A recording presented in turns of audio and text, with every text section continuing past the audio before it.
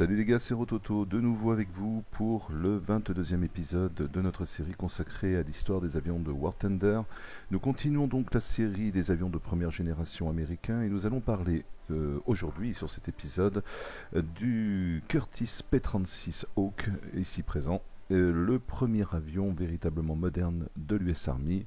Enfin, plus exactement de l'US Army Air Force. Il faut se souvenir d'ailleurs que l'US Army Air Force a conservé ce nom jusque dans les années 50, puisqu'en fait, il faut attendre la fin de la Deuxième Guerre mondiale pour que l'US Air Force devienne une réalité et devienne donc une arme à part entière, totalement indépendante.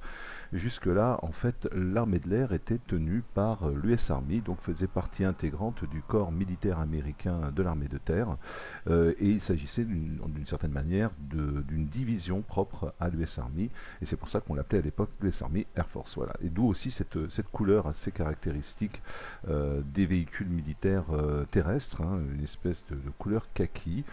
Et donc, contrairement au F2A1 que nous avions abordé dans l'épisode précédent, qui était un chasseur de l'aéronaval, vous avez donc ici un chasseur qui appartient à l'armée de l'air terrestre, si on peut dire d'une certaine façon, et qui est donc le tout premier avion moderne dont se sont équipés les Américains. Alors, sur le plan historique, c'est un avion qui est assez paradoxal. En fait, c'est un avion qui a eu beaucoup de problèmes au niveau du développement. Dans un premier temps, il est à la fois résolument moderne de par sa structure totalement métallique, son cockpit fermé, son hélice tripale métal, son train d'atterrissage rétractable. Donc c'est vraiment un avion tout à fait novateur, hein. Comme on le disait lors de la vidéo précédente, on est dans une période de transition. On commence à entrer dans la fabrication des avions modernes qui vont marquer les années 40. Et en ce sens, il est effectivement très réussi, mais comme tous les avions qui se mettent au point progressivement, il souffre d'un certain nombre de défauts de structure, hein, notamment quelques défauts de mécanique aussi. Et lorsque ces défauts vont être réglés, eh bien, il sera déjà quasiment obsolète, ce qui ne l'empêchera pas pour autant d'être exporté dans de nombreux pays.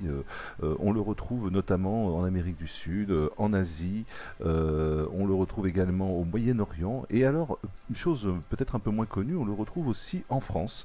Ce fut un chasseur qui fut acheté en grande quantité par l'armée de l'air française, connu sous la dénomination française de Curtiss H-75, et il participa de belle manière, il faut le dire, à la bataille de France, bataille au cours de laquelle il fit face au Messerschmitt Bf-109, qui pourtant était théoriquement supérieur à cet avion, mais il lui infligea de belles victoires, notamment dû au fait de sa meilleure maniabilité et de sa plus grande résistance. Donc les Français ont su en tirer parti, du moins jusqu'à la défaite. Et après la défaite, il fut récupéré par l'Angleterre, puisque un grand nombre d'appareils français furent donc reversés dans la Royal Air Force. Et il changea de nom. Donc en fait, les Américains l'avaient surnommé le Hawk et les Anglais l'avaient appelé le Mohawk. Alors ça, j'en avais parlé déjà dans la vidéo précédente. C'était une habitude des Anglais de modifier les surnoms des avions qu'ils achetaient ou qu'ils récupéraient. Il faut savoir quand même que les Anglais l'ont modifié. Ils lui ont apporté par exemple un autre type d'armement ou des équipements typiquement britanniques, mais ils eurent aussi l'occasion de le comparer avec un avion qui est un avion pour le moins légendaire que tout le monde connaît, le fameux Spitfire. En tout cas dans sa première version, et tenez-vous bien, il lui était supérieur, en tout cas en ce qui concerne la manœuvrabilité, la maniabilité à haute vitesse. Donc on peut dire que c'est un avion qui finalement a mis un peu trop de temps à se développer. Voilà, il a tardé au niveau de sa croissance. Il fut mis en service en 1938.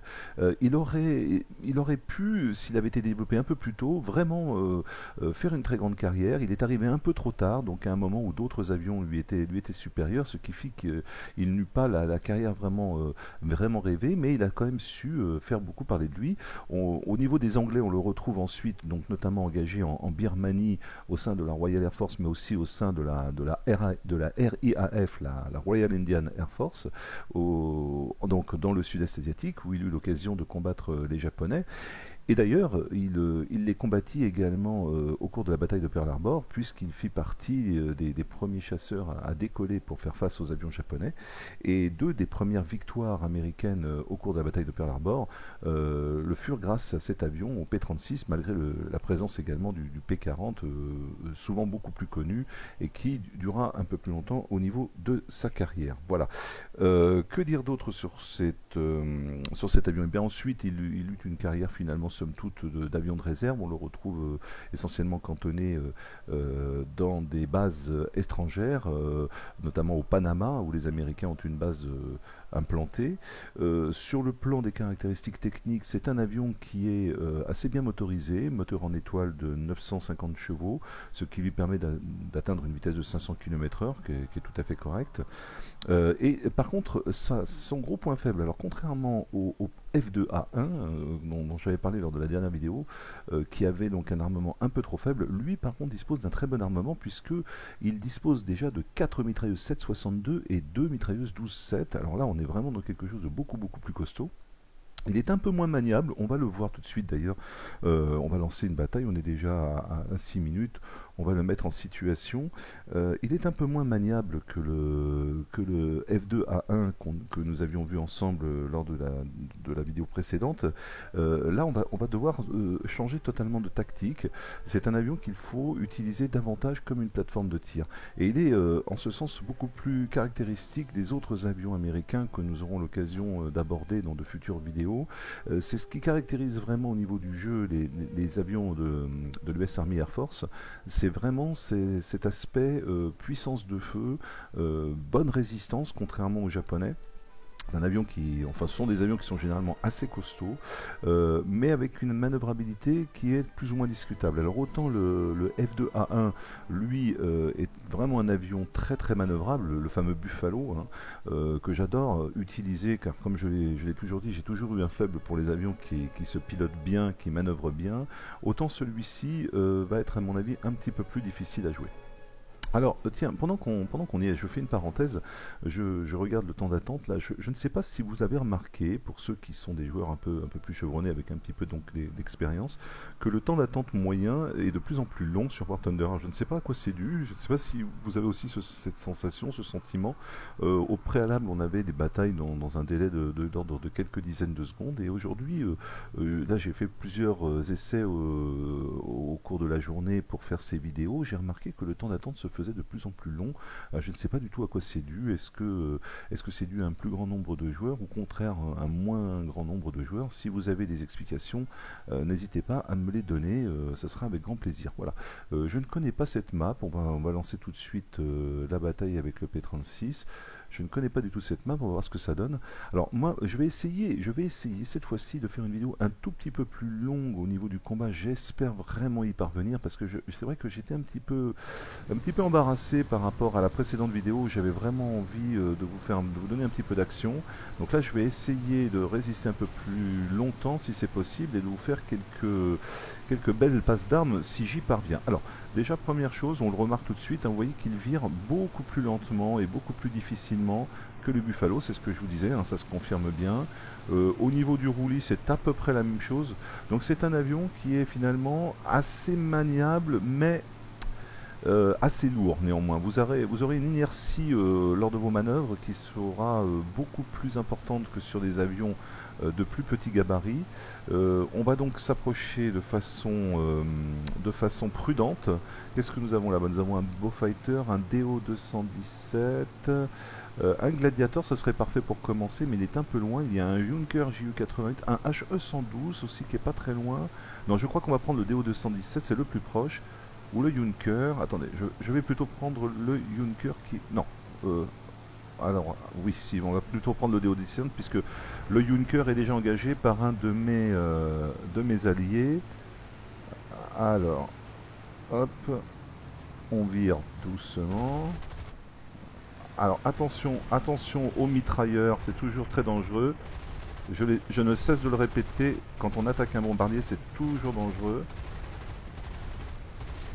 Ah là, je commence à prendre des coups. Oh là là, allez, ça commence. On va avoir encore des soucis avec, les noobs qui vous rentrent dedans pour essayer de décrocher. la victoire. Ça c'est vrai que c'est vraiment très très pénible. On lui fait mal, on lui fait mal. Bon, ah, voilà, j'ai vidé mes chargeurs, mais moi aussi j'ai eu mal, vous voyez. Voilà, j'ai que l'assistance. Alors, j'en profite encore une fois, je le dis tout le temps, s'il vous plaît, jeunes joueurs, ou même plus anciens joueurs, un peu de considération pour vos ailiers. Arrêtez de vous lancer dans des... euh, voilà, dans de l'anti-jeu pour essayer de prendre des victoires. On est là pour jouer ensemble. Alors que vous ayez envie de faire des kills, je le comprends, moi aussi, je suis le premier à vouloir en faire. Mais par pitié, arrêtez de vous lancer dans des manœuvres qui sont dangereuses et qui finissent toujours par percuter et qui finalement bousillent la vie des autres joueurs. Essayez de jouer collectif pour une fois et cessez un peu ces manœuvres anti-jeu. Voilà, le message est passé. On va s'attaquer maintenant à un A20G. Au niveau de la résistance, il est costaud quand même parce qu'il a bien encaissé. Vous voyez là pour l'instant mon aile est toute noire, donc ça veut dire que j'ai plus beaucoup de résistance. Il ne faudrait pas que je me fasse trop shooter. Mais il vole plutôt pas mal, il n'y a pas de souci. Par contre il est un tout petit peu lent, 380 km/h. Je suis un poil lent pour rattraper le A20G là qui a l'air d'être en difficulté. Ouf, ça y est, j'ai du monde derrière moi. Ou non, je crois que c'est de la DCA peut-être. C'est de la DCA. Attendez voir, où est-ce qu'il est? Le revoilà. Ah oui, d'accord, oui. Il est en train de s'approcher. Ah oui, il est tombé au sol. Je vais essayer de l'achever. Je crois qu'il n'est pas encore totalement détruit. Il n'est pas encore tellement détruit. Je vais voir si je peux pas le finir. Là, il faudrait que je fasse une manœuvre un petit peu serrée. Ça risque d'être difficile. Je pense pas que je vais avoir le kill. Ça m'étonnerait. Non, il est déjà détruit. Bon, on laisse tomber. Pas la peine de s'écraser bêtement. Alors là, pour le coup, effectivement, vous allez avoir une vidéo un petit peu plus longue parce que je suis pas encore mort. Du moins pas tout de suite. Alors là, hop, on a un HE 51B. Je suis pas encore mort, mais je suis pas non plus dans une situation extrêmement favorable. Donc, je vais essayer... Ah, voilà, avion détruit, parfait. Vous voyez qu'il est quand même très costaud au niveau de l'armement. Hein. Pour l'instant, il le démontre bien. Là, on a un MC200 Falgore, fabrication italienne, pour ceux qui ont suivi les premières vidéos. Oh, un P-38 Lightning. Alors ça, c'est un avion d'une génération bien ultérieure à la mienne, mais je pense que je vais avoir le dessus parce que le P-38 est très fortement armé, mais c'est un avion qui manœuvre très mal.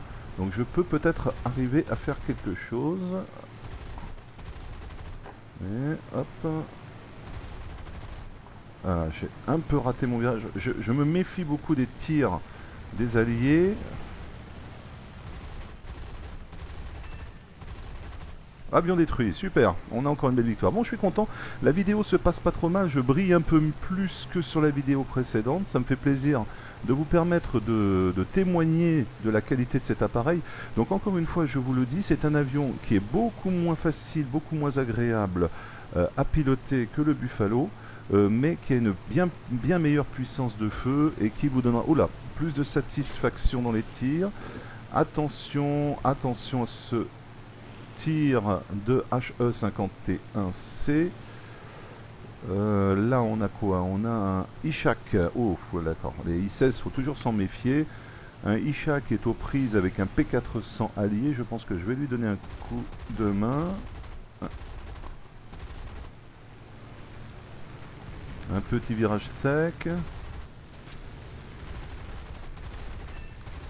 Ah, et cette fois-ci, je n'ai pas pu y échapper. Je pense quand même que j'ai eu la victoire sur le Ishak en lui mettant un coup de crit, mais bon, ça me donnera au moins, je pense, l'assistance si je n'ai pas obtenu la victoire. Bon, finalement, la vidéo n'a pas été trop mal.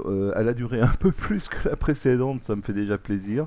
J'aurais voulu la faire durer encore un peu plus longtemps, mais bon, finalement, on s'en est pas trop mal sorti. Ça reste quand même assez démonstratif des capacités de cet avion, et qui donc, encore une fois, a été effectivement un avion qui est arrivé, comme je le disais, un peu trop tard pour véritablement peser sur le cours des événements de la Deuxième Guerre mondiale, mais qui a vraiment été à la base de ce que va être l'aviation américaine, car vraiment le constructeur Curtiss, dont j'ai omis de vous parler d'ailleurs, tiens, c'est vrai que j'y pense, d'habitude je fais toujours un petit point sur les constructeurs d'avions. Je trouve que c'est pas plus mal d'avoir quelques informations sur ces entreprises qui ont participé au développement de ces appareils. Donc le Curtiss a vraiment été un des principaux fournisseurs de l'aviation américaine, en tout cas au cours de la Deuxième Guerre mondiale, et même encore au-delà, avant d'être progressivement remplacé par d'autres par d'autres constructeurs plus connus aujourd'hui. Mais on en touchera deux mots lors de la présentation du prochain appareil, lors de la prochaine vidéo. On parlera du P26, qui est un petit appareil, le plus surnommé Pea-Shooter, qui est pas un avion aussi important que le P36 ou le F2A1, mais dont il faut parler. Et puis ensuite, quand nous aborderons donc les autres avions de première génération américaine. Voilà. J'espère encore une fois que cette vidéo aura été à la hauteur de vos attentes. Je précise effectivement qu'il y en a de plus en plus, elles sont très nombreuses. On arrive déjà à l'épisode 22 et il y en aura encore certainement des dizaines d'autres si je parviens à atteindre l'objectif que je me suis fixé d'essayer de faire une vidéo historique sur l'ensemble des avions du jeu. Je précise évidemment que vous ne pourrez peut-être pas toutes les voir. Le but n'est pas nécessairement que vous les voyez toutes, mais au moins que eh bien, vous puissiez, le cas échéant, en toute modestie, vous en servir un peu comme une petite référence quand vous avez envie d'avoir quelques informations au niveau du roleplay ou au niveau du background des avions que vous allez utiliser dans ce jeu que je ne saurais trop vous conseiller. Voilà, eh bien, je vous souhaite une bonne soirée ou une bonne journée selon l'heure à laquelle vous avez regardé cette vidéo et j'espère vous retrouver nombreux pour la prochaine. Et je vous dis d'ici là, à ciao.